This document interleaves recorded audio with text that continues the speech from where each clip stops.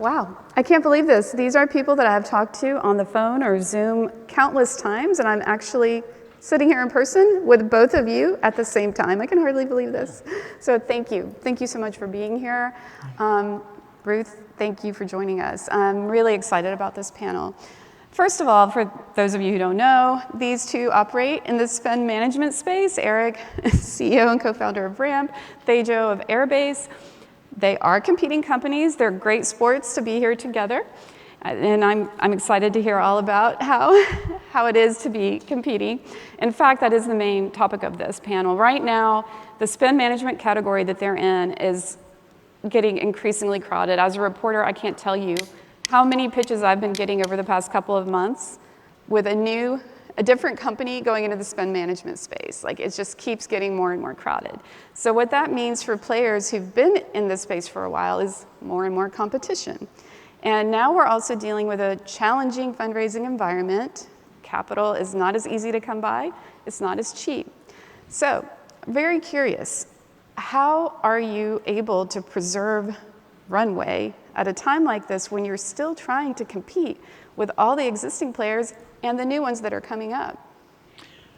Maybe I can go first, and thank you for having us, and it's great to see everyone. And from my perspective, we are maybe in a little bit of a fortunate position because we ended up raising pretty big rounds in 2021. So from a runway perspective, at least we have a line of sight into multiple years. And coming into this year, we definitely took another look at focus and what do we absolutely want to make sure we focus on and extend that runway another 6 to 8 months. So we did some of those things, but largely, we've been in a comfortable spot. And as for the category being crowded and more players entering into it, I think what's going to become more and more important. The good news is that it's a huge market. It's a huge kind of category. Every business spends money, right? And so what's going to become important over the next 5 years, at least in my opinion, is the segments that you go after, right? And who is your customer, and getting very specific about segmentation, positioning, and as long as you have defined that, who's your ideal customer, and you try not to be everything to everybody, I think it's a large enough market that if you execute well, things will be fine, and that's how we are approaching it. It's not a winner-take-all space, right? I keep hearing that. Okay, yeah. At least not in my opinion. Yeah.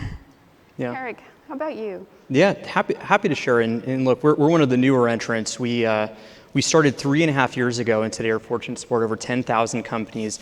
And our focus from the get-go has been, how do you help companies spend less money?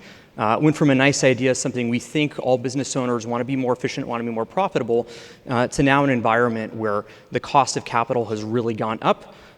We think that offerings that really help companies cut their spend by 3.5% per year, close their books faster, are more relevant than ever.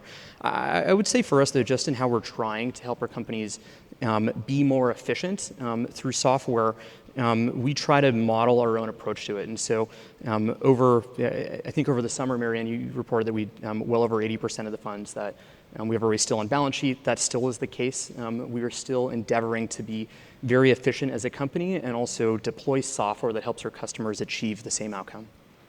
How has your allocation of capital shifted, though? Yeah, I think the biggest thing is, so when the cost of capital has gone up so much, and so there are investors on the outside that in a risk-free way can return a lot more. I think you need that same approach to your own allocation. And so for one of the things that we've done at our business has been look at cost of acquisition to fully earning back the cost deployed, and we've reduced that threshold. And so our view is that we want to grow as fast as possible, but at a much faster tolerance. And so in that same way where you can earn higher yield elsewhere, applying that rigorous framework to where you choose to deploy capital, we think is the right approach for this environment. Yeah, for us, it's mostly about focus, as I was speaking about, right? So we've historically been very focused on the mid-market and early enterprise. Right. A better way to think about that is about 100 employees to a few thousand employees. That's what we've been focused on. And there was a time when we were in the crazy 2021 period where there was all the insanity around investment in this space, and investors were willing to pay 100x, 200x multiples on 20% gross margin revenues and all of that kind of stuff. We did, towards the end of last year, say, hey, you know what, we should probably try to operate in that mode a little bit because that's not what we were doing. We were very focused on subscription revenue and high margin subscription revenue and net ARR and not gross ARR and some of those kinds of things. And so we started going down that path. And I guess a silver lining from a focus perspective coming into this year for us has been, you know what, none of that matters. And you really stick to what we have always done, which is focus on the mid-market. And that meant that we freed up resources in a bunch of ways, gave us additional runway, and that's kind of what we've been doing, right? So I guess what I'm hearing from both of you is that you've kind of operated fairly conservatively even before this downturn, and that you're continuing with that mindset. Yeah, so value number one for Airbase, a company value for us is control your own destiny, right? And Airbase isn't my first startup, and I built and sold another one before this, I think much like Eric, and made every mistake in the book, right? And we could probably spend a long time just talking about some of those. And as I was thinking about starting Airbase, working on a new company, I asked myself, what did I learn? What am I going to do differently? And the first thing in that list was control your own destiny. I wasn't very smart about that the first time around. So capital efficiency and making sure that we are always controlling our own destiny and raising a little more than we need, and all of those kind of puts and takes that happen when you're thinking of your financing strategy.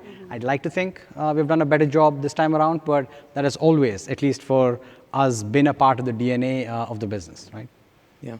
I mean, it's funny. You can't cut your way to an enormous market. Like, you have to be out there being bold. And look, as much as this category has become an important, I think, just talked about theme in the startup world, if you add up all the new age corporate card players, maybe it's a few percentage points, maybe of the whole market. And when you look at B2B payments, it's basis points. Right. And so I still think for the vast majority of people really thinking through where can you be adding value? How can you seek to connect with these customers, to prove and show and add value every day?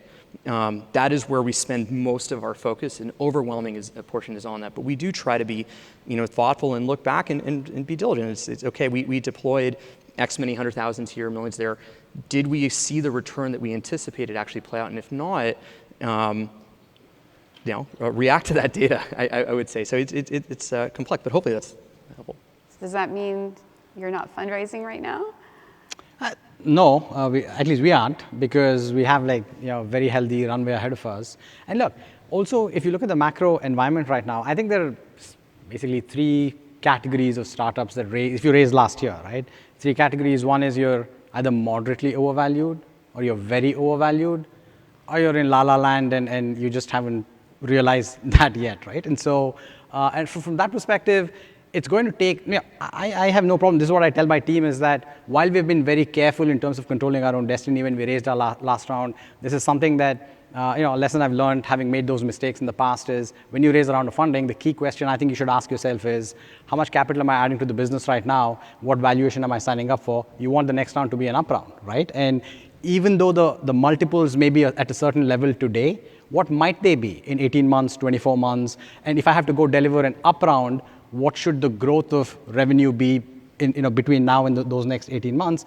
You want to make sure you're not getting ahead of yourself, right? And so that's kind of the math you're trying to do at all times. It's hard, right? Because you can't predict, if the market is totally crazy today, what will those multiples be 18 months from now, 24 months from now? That's really hard to do. So from that perspective, I would argue that, that's just a fact, right? If you look at comparables in the public markets and things like that, even we are moderately overvalued. The only question is it going to take you 12 months to grow into that, or 3 years to grow into that, or 5 years to grow into that? And that's kind of what you really have to ask yourself.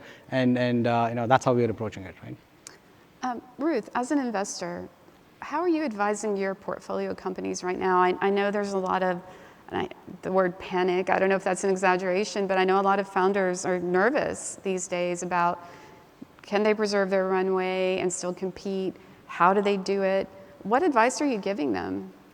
Yeah, so I think there have been a bunch of important points already raised on stage. And I would say, this idea that you can sort of project yourself into the future and be able to predict what the multiples are going to look like. This is a sentiment-driven industry, and when the music's playing, everybody dances. And the people who danced in 2021 and raised a bunch of capital, enough capital to hit break even with maybe a little bit of, burn cutting, are probably feeling pretty good. And the folks who really either underraised or didn't raise or raised capital at a valuation that where they're really not going to be able to close the gap between where multiples were and where they are now are slightly panicked. And I think that from my perspective, there are a couple things, a couple of dynamics that are happening in the market. Capital moves really fast. I think that there is a change, there is an adjustment. It really depends what stage the company is at. So I invest in companies all the way from pre-seed through, Series C, and Anthemis is a kind of multi-stage asset management platform, and so we see everything. The earlier stage companies are probably feeling the pinch a little bit less than the later stage companies, but founders are panicked, and even worse, boards are panicked. And I think that that's, if you're an investor in the audience, that's one thing I would say is when you bring that panic or that anxiety level into the boardroom, you're not helping anyone. And on the founder side, don't lose control of your board. Controlling your destiny is partly about positioning yourself in the board context as a shareholder, not being the operational CEO in the boardroom who's sort of brainstorming with the board about, should we do this or should we do that? I see a lot of that in these panic moments. And I think, it behooves everybody to be really lucid about the macro environment that we're entering. It's likely to be long-lived, and it's very important to be judicious, but not lose sight of your goals and really the reason you founded the business in the first place. So Airbase, you've been focused on the mid-market, and you primarily earned your revenue from subscription software business, right? Yep. Okay. And then Ramp, you have a card, and you've mostly earned your revenue from interchange fees, correct? So you both have been very focused on your products, different products, but very focused on those, and different revenue models. Over the past 10 months or so, with this change in the environment, how has your strategy shifted as a company? Have you diversified in terms of revenue? Like what have you done to adapt? Yeah, look, first of all, let me say that we like all revenue. So it doesn't really matter if it's subscription or interchange. We'll take all revenue and try to maximize that. But from a strategic perspective, I've always believed from the day I started working on Airbase in 2017 that the longer term, more durable revenue is the subscription revenue, right? So at least, look, that's a thesis. Time will tell how it plays out. I may be right, I may be wrong, but I've always believed that just relying on interchange revenue is a little too risky, partly because it has race to the bottom dynamics, and it's always under kind of pressure from somebody else coming and saying, I'll just give you more cash back and those kinds of things, right? So we have focused on the breadth and the depth of the workflows related to how money is spent in a business. And we think of ourselves, we're a mix of a B2B SaaS and a fintech business, right? So we do both, but we think of ourselves as primarily a B2B SaaS business. The fintech element is really important, but it's an enabler and a way in which we solve the problem, dealing with money, processing money. We process billions and billions every year now. I think at this point, it's like 5 to 6 billion, and continues to grow at a very rapid pace. And so, important element of how we solve the problem, but it is not really deeply connected to how we monetize and extract value from the business that we're ultimately building, and that's how we've always approached it, right? There's some areas I agree with you on. There's others I totally differ. And I would say if you think about just the major player who is not on stage with us that has been around since the year 1850 is American Express. And they are over $100 billion a year business, primarily valued on interchange revenues. It's been around a lot longer than subscription businesses have, and I think while there's great elements of SaaS, I think that there's a lot of power in being able to go to a customer and say, my whole job is to create a product that is worth using, and if you use it, we hope that you will get value out of it, and we can participate in that. I think where I believe the industry got lost along the way, and part of what motivated us to start Ramp was I think it became people forgot with those profits, you could use it to go and create a rewards-based program, points that incentivize people to spend more. Or if you really listen to customers, a lot of people are saying, I actually wanted more in my bank account. I wanted to run my business more efficiently. And rather than using the interchange revenue and margin to fund more extravagant reward programs, buying more lounges, we think the proper way to do this is consider how can we develop great experiences, great software that deliver value back to customers. And that was why we were the first in the space to go deep into expense management, why we built bill payments, which has become the fastest growing part of our business, and even Foxe, a launch that we were grateful for your coverage last month, has already become multiple millions per year in revenue as a product for Ramp. And so we are looking at ways to continue to add value beyond just interchange. But we think there's a lot of greatness to that model into considering from a customer first perspective, how do I create more value for them, deliver on that, and make sure we participate well too. Really quickly, audience, we are taking questions. So if you have any, feel free to submit them. There's a QR code that you can scan and submit your questions. Okay. So obviously, you have some differences of opinions, and that's great. That's what this is all about. I'm curious how much of what you do or how you operate is influenced by what your competitors are doing. Look, we watch everybody in the space, and it's become hard. As you said, there are so many companies now, it is just hard to keep track of just all the ones that keep popping up. But the key few folks, our product marketing team, it's their job to kind of do the competitive analysis and all of that. But beyond that, and to empower the sales teams, talking points, here's how we're different, and all that kind of stuff, right? But beyond that, I don't wake up in the morning thinking about competition, because as I said earlier, this is a massive, massive market, right? Every business spends money. So the real challenge for us is focus and asking ourselves, what segment of the market do we want to focus on, right? Who are we serving, and who can we be the best partner to, and focusing on that. Because we are pretty well capitalized, but even we don't have all the money to be able to go and say, look, I want to serve tens of thousands of small businesses. I want to serve thousands of mid-market businesses. I want to serve hundreds of enterprise companies, and I want to do all of that together. Because especially as you think about the problem, as a workflow problem across AP, bill payments, reimbursements, corporate cards, the intake problem, syncing with GLs, the breadth and depth of that problem is pretty large, and we do all of those different elements, right? And so saying that, look, that is the same problem that a 5-person company has, and a 500-person company has, and a 50,000-person company has, they're not, right? At least in my opinion, they're not, and they're very different problems. And so I really ask myself, is the core mid-market early enterprise segment large enough for us to go build a public class company? I think the answer to that is yes.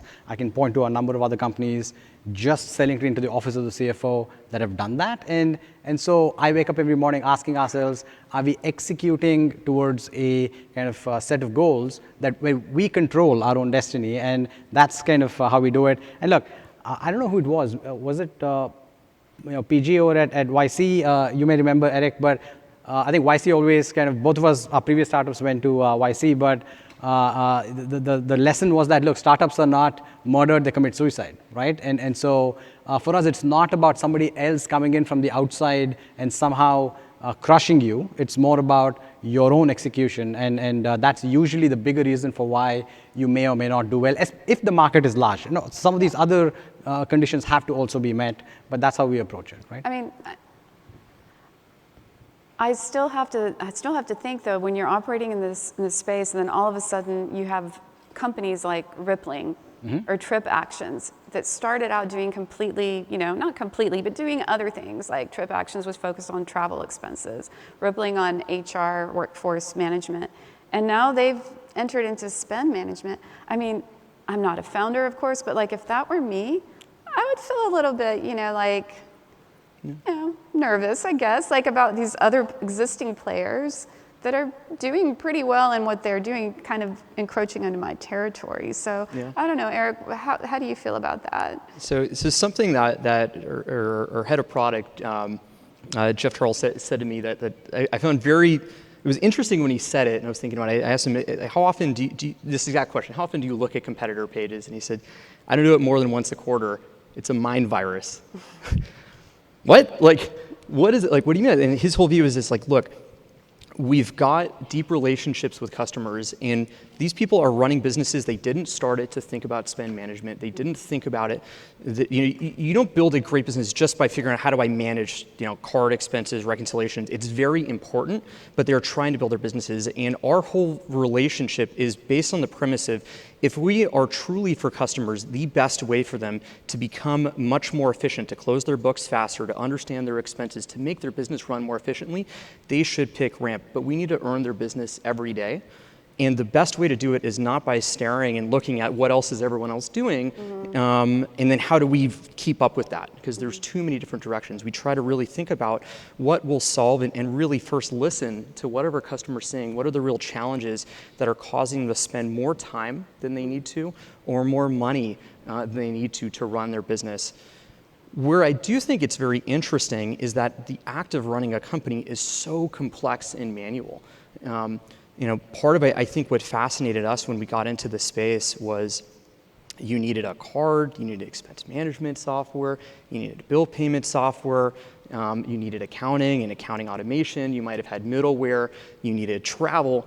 There was so much going on, and so a lot of the question is what's the right way to go into it? And so we try to observe and understand how have others approached it from two senses. First, what's their workflow? What are the advantages to it? Also, how are they positioning and how do we be different?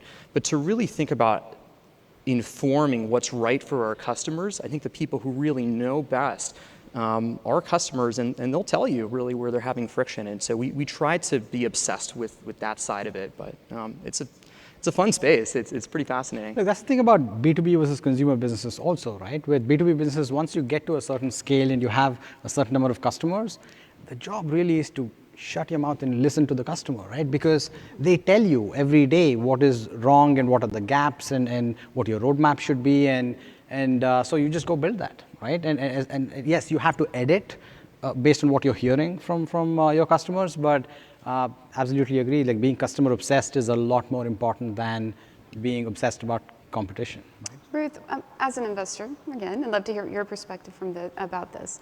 If you have portfolio companies that start out in a particular space, and then all of a sudden there's a lot of new entrants, how are you advising them in terms of operating?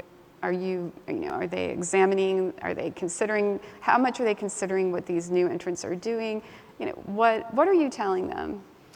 I guess it's again, we've touched on quite a few things. Competition is healthy, is what I tell them. And, most of the companies that I invest in, I also invest in the fintech space, the space that these guys are operating in. Many of our competitors are extremely well capitalized, very large organizations that have absolutely low cost of capital, large established distribution networks, and huge brands. Mm-hmm. So if you're going in, to have at it against those guys and you can't compete with another startup, that's woe betide you. I think that, it's really important to understand what's going on in the market. I think, too much gazing into the market is like founders, reading Twitter too much and calling me and saying, what are we going to do about this fundraising environment? It's like, really focus on the task at hand. But it's important to be mindful of competition and to be resilient, mm-hmm. and to always be building as if you do have, an important competitor. And I think you can learn a lot from, great sports teams. You want to be kind of sportsmanly, and you want to really respect the competition and assume that they're better than you are, and be out practicing every day and working super hard to build the most resilient product that you can build. I agree with that. I'm also curious, as an investor, you probably are getting a lot of pressure, or you're getting a lot of questions from all sides. How are you handling that? How are you staying calm? How do you weather these cycles without losing your mind? Right? I can imagine you're the one that has to project comp for your portfolio companies, because if they see you looking nervous or uncomfortable, that's only going to make them more nervous. So how do you manage that? Yeah, I am calm. Yeah, I can tell. I don't, I think that's our job. I think that I had an interesting conversation with one of my founders yesterday who said, you're really lucky because you have a portfolio of options and this is my only thing. And he's right. It is tremendously stressful. I have a huge amount of empathy for founders. I think you guys do the hardest work there is when it comes to business. And our job is to to just really be lucid and ask the right questions and help navigate difficult situations. But I don't think that panic helps. And I think that, I hope that founders appreciate investors who do remain calm and just sort of continue with business as usual. I know I would. Looks like we have a ton of questions from the audience, so I'm going to move on to those. One, Ruth, how would you approach the process of cutting spending? That's a great question. I think it's a really interesting question, and I think Eric really noted. There's the old startup adage of wanting to cut fat but not muscle. So I think you have to really understand what are your core advantages and what is essential. Like you said, you're not going to cut your way to $1 billion business. That said, I think in this environment, everyone probably needs to be taking a look at Runway and just understanding the different levers that they could pull if necessary. I prefer to ask companies to look at just sort of short-term objective setting and having moments where we assess if we need to make dramatic changes or even incremental changes to the business on the basis of achieving short-term goals. Actually, that relates to another question here. Any hacks as to how you can increase cash without raising or not just, off of revenue? I think that the debt market is, has continued to be, and in this environment will be the venture debt market, extremely important, particularly for companies that did raise a substantial amount of money recently. It's the best time to go out and get debt, so I would definitely be developing relationships with venture debt providers.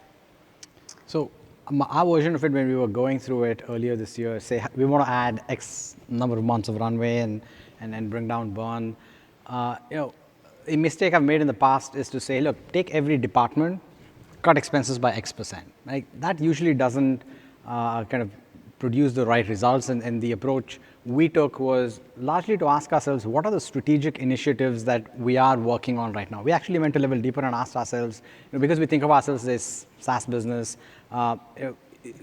if you want to get to a particular magic number, right, efficiency and magic number, what are you spending in each of the major initiatives that is impacting that magic number, and what is its contribution, right? So that, because what you're trying to do is to say, because those long-term initiatives that you are investing in that is maybe making you less efficient in the near term, which in like hot funding markets, it's okay to be less efficient at the end of the day, right? Because investors are willing to give you the benefit of doubt if you are less efficient, but when markets contract and tighten up like we are in now, efficiency is important, and you want to be more efficient. And so when you're asking that question of how do I kind of do the trade-off between what level of inefficiency is acceptable or not, you're also trying to tie it to initiatives that produce long-term results, right? And for us, it might be things like, if I want my growth rate to be a certain percentage, if I want to generate a certain amount of revenue next year and the year after that, what will I need to do to generate a certain amount of pipeline? And what are these initiatives? How are they connecting to those long-term goals that we are setting for ourselves? And so you want to kind of do it in those terms, and it's a little more concrete then, right?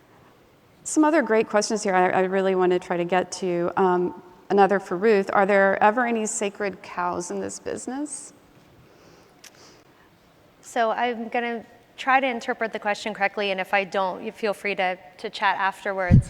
There are no sacred cows in an investor's portfolio, and I think that is something that is going to be a difficult and painful experience for some people to learn during this kind of credit cycle that we're currently in. Investors are not obligated to follow on in investments that they've made.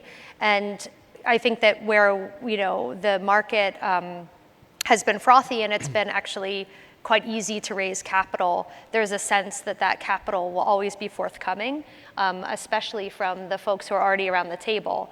And that's just not true.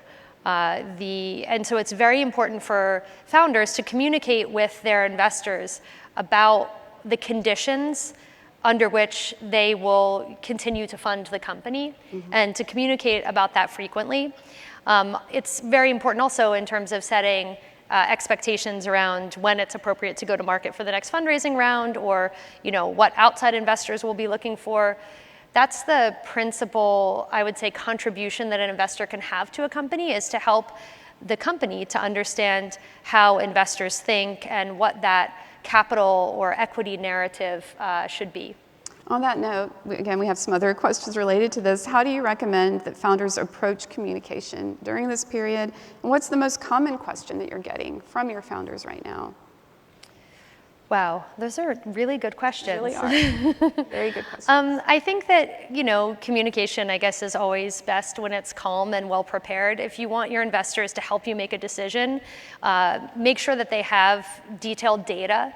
And if you haven't given them detailed data and you think you're making an important decision where you need their opinion, I would approach the conversation really asking them what are the right questions to ask in order to make this decision, rather than getting them operationally involved in the business. And I'm curious to hear you guys opine about this question, because clearly you're on the other side of the table. I mean, look, I think investors can be extraordinary in the right context. Like I think if you're asking investors to or Thank you. board member, I truly genuinely believe it, and I'll even went into a lot of the strategy. But I think if you're asking, it's look, this detailed issue operational in the business where there's so much context and strategy, it's harder. But it's truly, I think where investors can be extraordinary. It's first, long-term strategic one-way doors where you really are looking at a deep look. Definitely engage. Also, too, these are people who put a lot of capital, the reputation, and want to see the business succeed. And say send regular updates, make asks, and say Marianne's written this great story about Ramp. Could you share it with people or with companies that actually it's relevant for? Could you connect us to someone? Engaging with people regularly in the same way. I think if you hear from an old friend you haven't heard from for a while, it means a lot to you. You think of them more often. I think that's true of investors. And these are people who are building their careers, can be very helpful, and they can be useful and want to see you succeed. And so I think good, bad, whatever it may be, do it often. It really does help. Yeah, definitely your investors' interests are aligned with yours. And so it's good to figure out a way to communicate. And always remember, the board works for the company, right? Somebody smarter than me taught me that early on. Don't put the board on the pedestal. They work for the company, and you got to kind of, make sure that they're showing that day in and day out. Right? Yeah, it's complicated because, sorry to interrupt you, but the board works for the company, but the CEO reports to the board. So it's a very interesting balance. Yeah. That's an interesting dynamic. It must be very challenging to navigate that. We do have a couple of questions around competing. One, when it comes to competition, is it about doing it better or doing it differently? And then also, when you're you have a tight early stage budget, how can you best prioritize differentiation? I think both of us have a somewhat similar approach, which is I think opinionated products are excellent.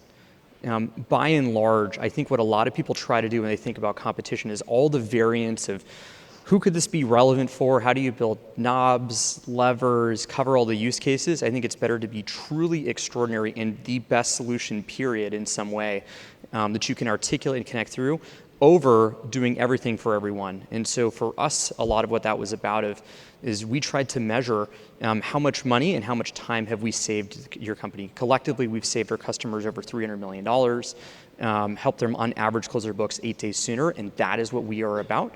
We know who the customers are for, and we try to be intentional about reaching out to these types of businesses. And so I would say better for the audience that you know and for your real customers. And if you can help them succeed, it helps the rest work. Even today, there's over 10,000 businesses that use Ramp. Over 30% of the customers that use it were referred or influenced by another business. It's very powerful. I think it's very rare that people feel strongly about the products that they use. And if you can focus on that experience, I think a lot of the rest takes care of itself. And eventually, when you're dealing in enormous percentages of market shares, maybe the answer differs. But I think for people out there building and trying to innovate in a space, I think that's what works. What are you willing to say no to? Right? I think that becomes a very important question. In big markets, interesting product categories, you can't fall into the trap of trying to do everything, right? And we say no a lot.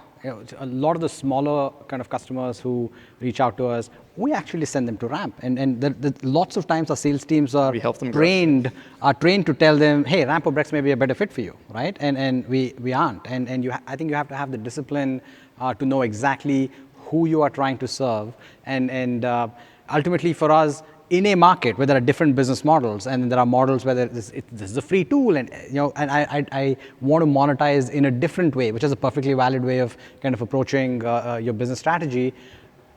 We have a different strategy of saying, no, you have to pay us, right? And so in that environment, why do people consistently pay us 5 figures and 6 figures of subscription revenue on a yearly basis when there are other free tools available?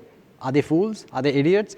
No, but there is a specific reason why you will be able to make that ROI case. You will be able to make this case of, look, this is the breadth and depth of the solution that you need. Here are the global use cases. Here is how, the AP bill payments use cases and reimbursements use cases and corporate card use cases, and the complexity of global spend management comes together. And this is why you should pay us, even though there are other free solutions available. But that applies to a specific set of customers, and that business model applies, and you can make it work if you're really focused and you're ruthlessly saying no to a bunch of other things that could distract you, right? We don't have a lot of time left, so I just want to say I really love that you both have obviously very different opinions about this whole space and how you operate, but there's no brawl or fight if anyone is expecting that in attending no, this. That's in the last minute. Yeah, we still have a couple of minutes left, so I really appreciate the level of respect here. There's one more question I wanted to try to sneak in. We don't have a lot of time left, but someone in the audience wants to know, Ruth, are you currently investing? And if so, how to reach you? Yes, you can reach me. You can follow me on Twitter at Foxe News, that's FOXE_news, and you can reach me at ruth@anthemis.com. We are currently investing. Yeah, well, great. Right, that's the best Twitter handle that I've seen today. But I would love to try to sneak in one more question, but we have like 1 minute. I'm gonna try. We'll be really quick. How do you think about building things in-house versus using partners? We've got to be really succinct here. If you have any thoughts on that. Yeah, I think where you can be differentiated, have a real advantage, build in-house and try to build very fast production. We care a lot about finding really spiky people who can build. And so for everything related to savings, workflow automations, all that, we care a lot about. But also part of how we've grown as fast as we have is there are people who are extraordinary, thinking about the card infrastructure, bill payment infrastructure, international payment, you name it. And we do think that if you can have some of the best engineering teams and APIs in the world at your disposal, the pricing is right, it's more efficient use of time, you should use it. Strong opinions weakly held. Have a strong opinion about what is core for you and what is not. Build the things that are core and partner or buy for everything else. Great. Thank you all so much. Really appreciate your being here today and answering so many questions. I was trying to get everything in a short amount of time, so I apologize if I didn't get to your question. Thank you all for being here as well. Thank you.